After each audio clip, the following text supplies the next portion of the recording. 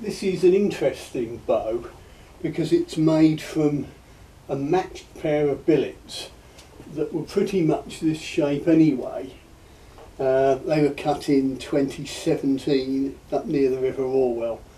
The billets were longer, they sort of went like that and then down again, but this has been cut to give a 6-foot bow.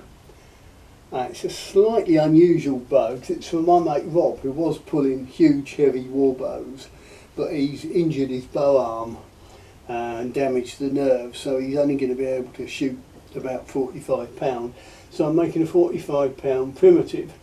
It's bamboo backed yew, and it's slightly awkward for me because I haven't made any light bows recently, so I roughed it out a little bit on the thick side.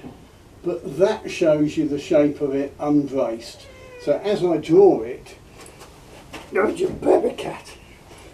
as I draw it, that shape is going to have to be reflected in the full draw and the braced shape, which makes it difficult to judge.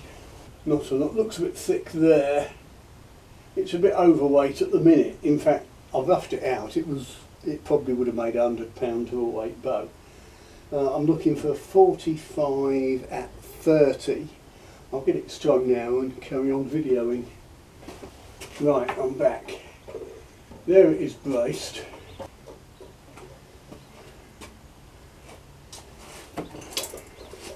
And I'll pull it.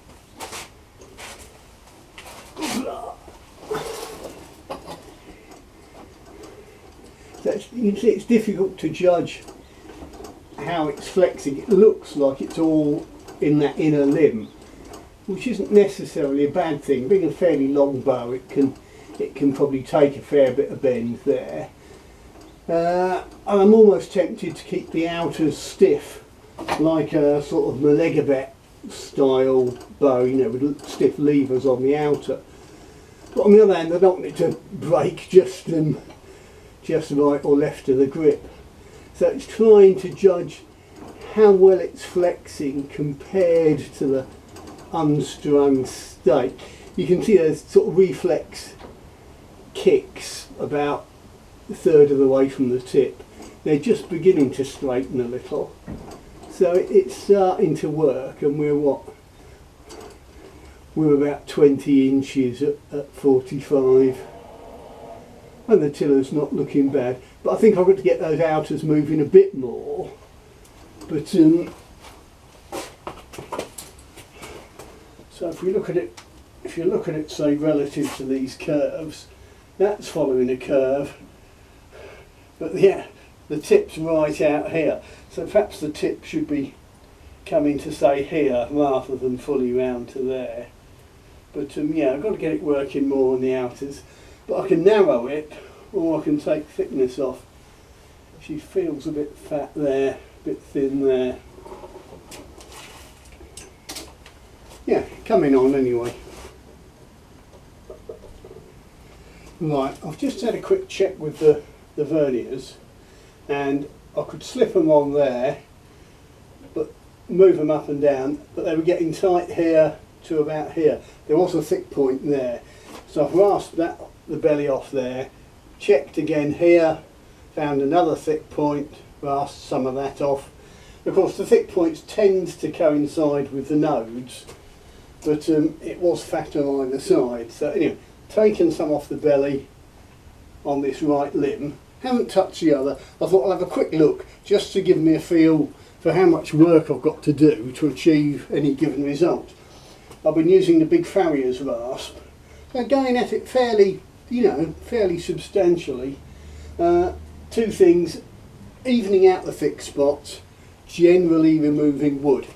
Let's see if it's made any difference. I'm hoping it might give me, say, 1 inch more draw length. So I'll put it to 45 and see if it comes back any further. I'll exercise it a little. Again, it should change the tiller. I mean, the right limb should look a bit weaker now. We'll see. Right limb should look better tillered and a bit weaker. There we are, we gained what, ½ an inch, but with a bit of flex in that would probably increase. So you can see it's quite subtle, at this rate, if I was creeping back ½ inch every time and putting it on the tiller, it would take quite a lot of work. Yeah, I mean nearly 21 by the time you exercised it. There's 20, yeah, 21. I have come back an inch. So that we come back to 30, I'll be doing that 9 more times. But obviously I'll take a little bit more off. But it's just giving me a feel. And that's one of the hardest things about tillering, is working out how much you can do to achieve the desired effect.